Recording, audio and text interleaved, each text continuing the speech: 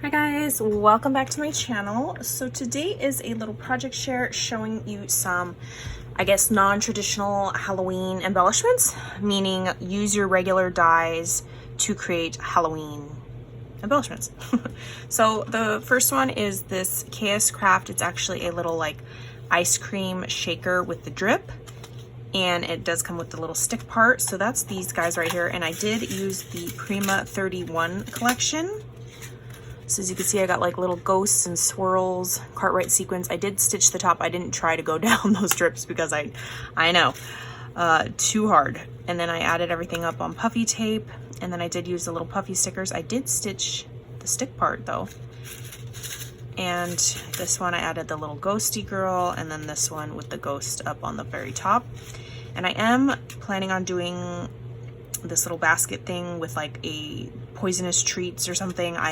That's why I was kind of doing some food related ones.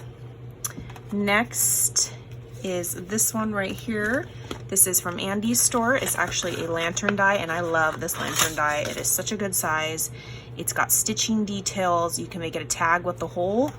You would just hole punch this top part before you cut it, or as you can see, it's in the back right there, or just leave it like how I did. And I wanted to make this spooky, so I did vellum where you kind of can't really see, and the back is very white. I was gonna do vellum, but that makes it really like flimsy, so I just did a couple of spiders in there. They're shaking around. One is glued on top of the candle. I don't know if you could tell on the camera, but it's a black flame candle, kind of like Hocus Pocus, but I did do the like stick part, the wax in orange, just to make it kind of match the collection.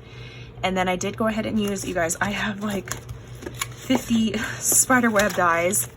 All my spiderweb dies are in here. They are all from AliExpress. I don't know if they still have them, but there's different shapes, sizes. And if it's too big, you literally just get your scissors and cut it. And then you have a spiderweb that big. So that's what I was doing with these projects that I'm gonna show you next as well. And then I added the little confetti guy right here, like he's making his nest. And then I also used the KS Craft layering shadow Halloween words, which are so cute. You get 4 different words. Forget all the words, but one of them is eek. And I did not use the layering piece. I just did it in pink and glued it across the top. And then the accent pieces, I did puff up this top piece, and I did those in hollow. So cute, the spiders in there. They look creepy real.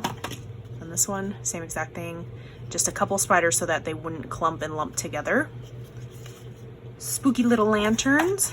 And then next is this die right here. This is the cloche die. It does come with a shorter one and then a taller one, and then the cake part, and then you could do macaroons as well. I just did the cake one, and this is it, you guys. Usually I just do something and then I don't really embellish, kind of like this one. Like I'll stick a sticker because I don't know how to embellish like a shaker really without covering everything.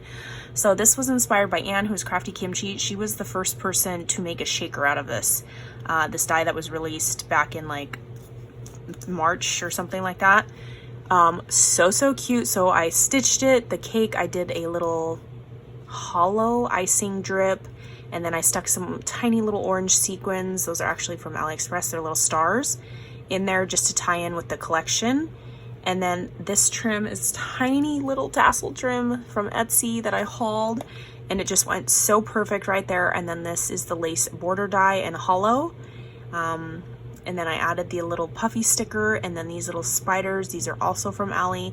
I was actually gifted these from Michelle, who's Bay Area Crafts, and then this little skull.